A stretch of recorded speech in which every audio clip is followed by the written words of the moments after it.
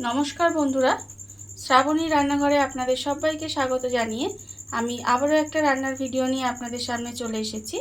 আজকের আমি আপনাদের আলু কুমড়ো আর পনির দিয়ে একটা অসাধারণ রেসিপি বানিয়ে দেখাবো। আশা করি আপনাদের ভালো লাগবে।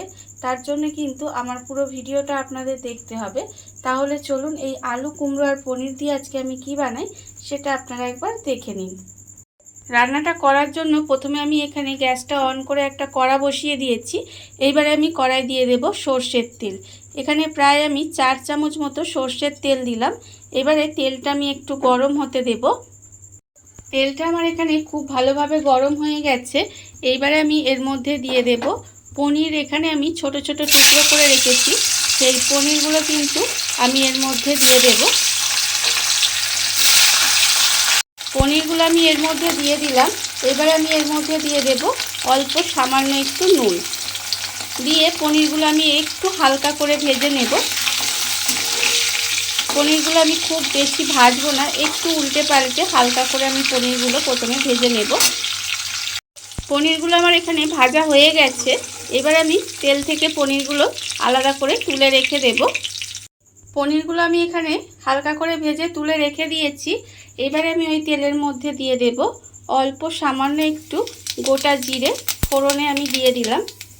গোটা জিরেটা আমি একটু হালকা করে ভেজে নিলাম। এবারে আমি এর মধ্যে দিয়ে দেব আলু। এখানে দেখুন আলুগুলো কিন্তু আমি একটু ডুমো ডুমো করে কেটে রেখেছি, সেই আলুগুলো আমি তেলের মধ্যে দিয়ে দিলাম। আর আমি দেব এখানে কুমড়োগুলোও কিন্তু আমি তেলের মধ্যে দিয়ে দিলাম। আলু আর কুমড়োটা দিয়ে খুব ভালোভাবে একটু লাল করে ভেজে নেব। আমি এখানে আলু কুমড়োটা একসঙ্গেই ভেজে নিচ্ছি। আপনারা যদি মনে করেন আলু আলাদা কুমড়ো আলাদা ভাজবেন, সেটাও কিন্তু আপনারা করে নিতে পারেন। এবারে আমি আলু আর কুমড়োটা একটু সময় নিয়ে লাল করে একটু ভেজে নেব। আলু আর কুমড়োটা এখানে আমি লাল করে ভেজে নিয়েছি।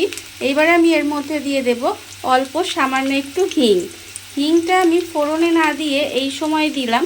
তার কারণ ফোড়নে আমার হিংটা যদি দেয়া হয় তাহলে হিংটা যদি পুড়ে যেত তাহলে কিন্তু সেন্টটা ঠিক ভালো লাগতো না। সেই জন্য আমি এই সময় হিংটা দিয়েছি, যাতে বেশ সুন্দর একটা গন্ধ হয়। এবার আমি এর মধ্যে দিয়ে দেব 1 চামচ মতো আদা। আমি গ্রেট করে রেখেছি, সেই গ্রেট করা আদাটা আমি এর মধ্যে দিয়ে দিলাম। দিয়ে আবারও একটু নাড়াচাড়া করে একটু কষিয়ে নেব। আদাটা দিয়ে আমি একটু সময় এইভাবে একটু কষিয়ে নিয়েছি। এই সময় আপনারা চাইলে কিন্তু এর মধ্যে অল্প একটু টমেটো কুচিও দিতে পারেন। আমি এখানে টমেটোটা আর ব্যবহার করলাম না। এবার আমি এর মধ্যে দিয়ে দেব গুঁড়ো মশলাগুলো। দেখুন এখানে আছে হলুদ গুঁড়ো 1/2 চামচ, লঙ্কার গুঁড়ো 1/2 চামচ, জিরের গুঁড়ো 1/2 চামচ, আর আছে চিনি আমি এখানে 1 চামচ দিয়েছি। যেহেতু নিরামিষ রান্না, একটু চিনি না দিলে আমার মনে হয় ভালো লাগে না, সেই জন্য আমি এখানে একটু চিনিও ব্যবহার করেছি। এবার সমস্ত গুঁড়ো মশলাগুলো দিয়ে খুব ভালোভাবে একটু কষিয়ে নিতে হবে। মশলাটা আমার এখানে খুব ভালোভাবে কষানো হয়ে গেছে দেখুন। এবার আমি এর মধ্যে দিয়ে দেব নুন। এখানে আমি নুনটা আন্দাজ মতো দেব। আপনারা আপনাদের আন্দাজ মতো কিন্তু নুনটা ব্যবহার করবেন। নুনটা দিয়ে আবারও কিন্তু খুব ভালোভাবে একটু মিশিয়ে নেব। নুনটা দিয়ে আমি খুব ভালোভাবে মিশিয়ে নিয়েছি। এইবার আমি এর মধ্যে দিয়ে দেব একটু উষ্ণ গরম জল। এখানে রান্নায় আমি উষ্ণ গরম জল ব্যবহার করেছি, আপনারাও চেষ্টা করবেন গরম জল দেওয়ার। এবারে জলটা দিয়ে খুব বেশি জল দিলাম না, একটু কুমড়োটা আর আলুটা সেদ্ধ হওয়ার মতো অল্প একটু জল দিলাম। দিয়ে এবার এইভাবে ঢাকা দিয়ে আমি একটু রান্না হতে দেব, যতক্ষণ না পর্যন্ত কুমড়ো আলুটা খুব ভালোভাবে সেদ্ধ হয়ে যায়। গ্যাসটা লোতে দিয়ে ঢাকা দিয়ে আমি এইভাবে কিছুক্ষণ রান্না হতে দিয়েছিলাম। দেখুন এখানে কিন্তু আলু আর কুমড়ো সবটাই কিন্তু এখানে খুব ভালোভাবে সেদ্ধ হয়ে গেছে।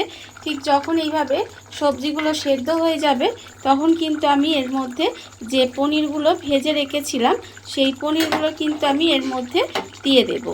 দিয়ে পনিরটা এইভাবে খুব ভালোভাবে মিশিয়ে নেব। মিশিয়ে আমি কিন্তু এইভাবে ঢাকা দিয়ে আবারও 5 মিনিট মতো একটু রান্না হতে দেব। পনিরটা দিয়ে আমি আবারও কিন্তু 5 মিনিট একটু ঢাকা দিয়ে রান্না হতে দিয়েছিলাম। দেখুন এখানে আমার রান্নাটা কিন্তু রেডি হয়ে গেছে। আমি এর মধ্যে আর কোনো মশলা দেব না, রান্না কিন্তু আমার রেডি। এইবারে আমি গ্যাসটা অফ করে আবারও 5 মিনিট এইভাবে একটু ঢেকে রেখে দেব, দিলেই কিন্তু রান্নাটা আমার কমপ্লিট হয়ে যাবে। দেখুন বন্ধুরা, বাড়িতে থাকা কত অল্প উপকরণে কত অল্প সময় কত সুন্দর একটা কুমড়ো আলু পনিরের তরকারি রেডি হয়ে গেছে, আপনারা দেখতেই পেলেন।